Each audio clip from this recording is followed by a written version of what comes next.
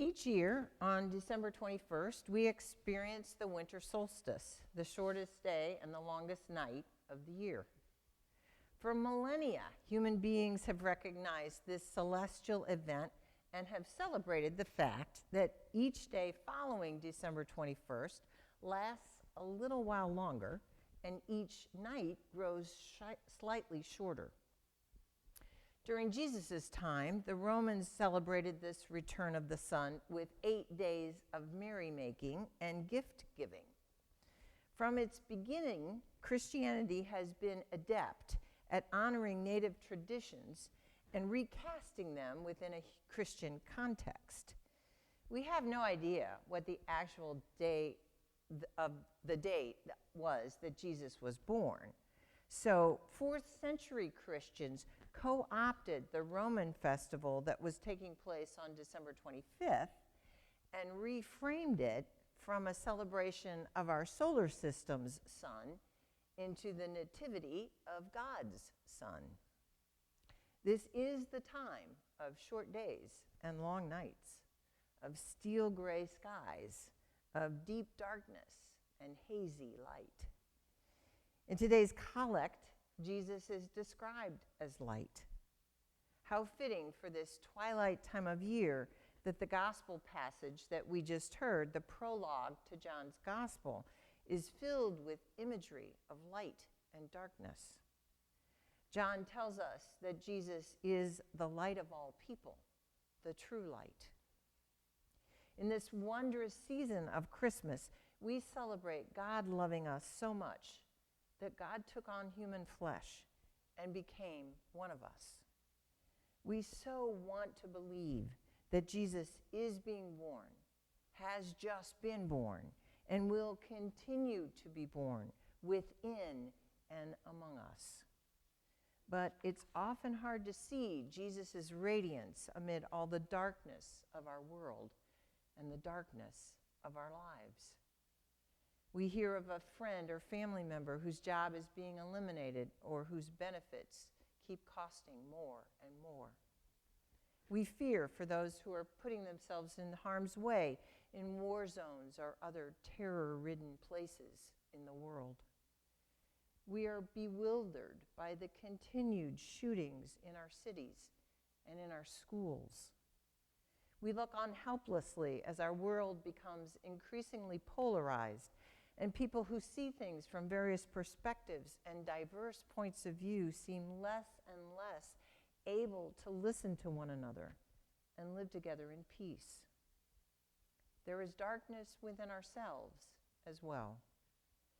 When we remember loved ones who are ill, friends who are denying the chaos of their addictions, family members whose marriages are falling apart, the darkness is palpable, and we feel powerless against it. Where is the divine child? Where is the light of and for the world? The light of Christ is here. The light of Christ is within us. The light of Christ is all around us. As Christ is born in us and is alive in us, more light enters the world. More light is seen and felt among and through us. Jesus' birth is celebrated here at Good Shepherd with a year of challenges successfully met.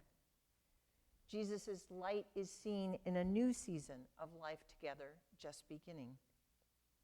Jesus' light shines over the efforts of this congregation and of all people as we feed the hungry, visit the imprisoned, comfort the sick, and soothe the dying. Jesus' light breaks forth as we worship together, pray for one another, and enjoy fellowship. The gospel does not promise us that the darkness will be eliminated. Jesus' birth does not rid the world of sadness, sin, and loss. But the light of Christ keeps the darkness at bay. John tells us that the light shines in the darkness, and the darkness did not overcome it. Jesus' light is not a flood lamp that mimics the luminosity of the noonday sun. Jesus' light provides just enough brightness so that we can take our next steps. The entire path ahead is not lit, but Jesus is available to us to light the way as we journey together. We just need to trust the light and to follow it. Sometimes when Jesus is born within us, when his light shines, we have to make difficult decisions and act in uncomfortable ways. Winnie is the person who exemplifies this for me.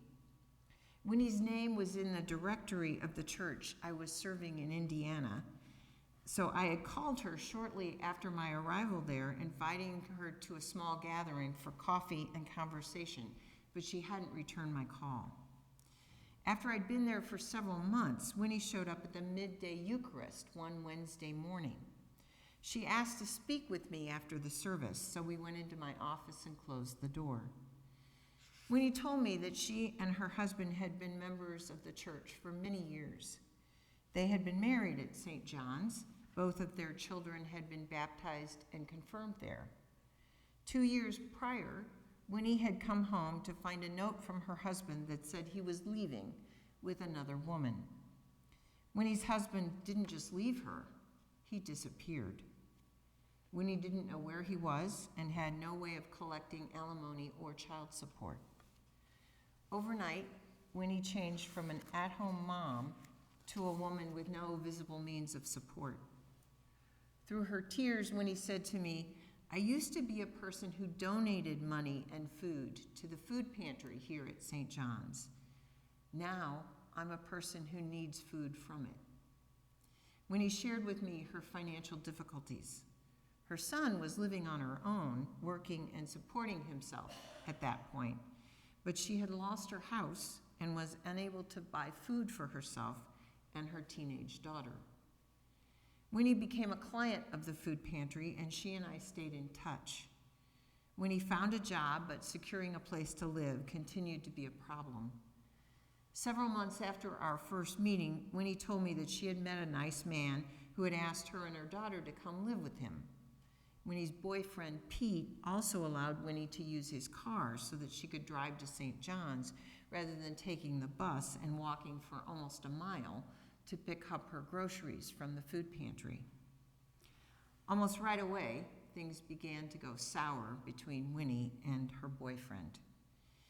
Pete alternately ignored and verbally abused Winnie. Meanwhile, Winnie's teenage daughter had fallen in with a group of teenagers who interpreted the Bible literally. The daughter scolded Winnie for immoral behavior, violating her marriage vows, and sinning against God. Shortly before Christmas of that year, I called Winnie.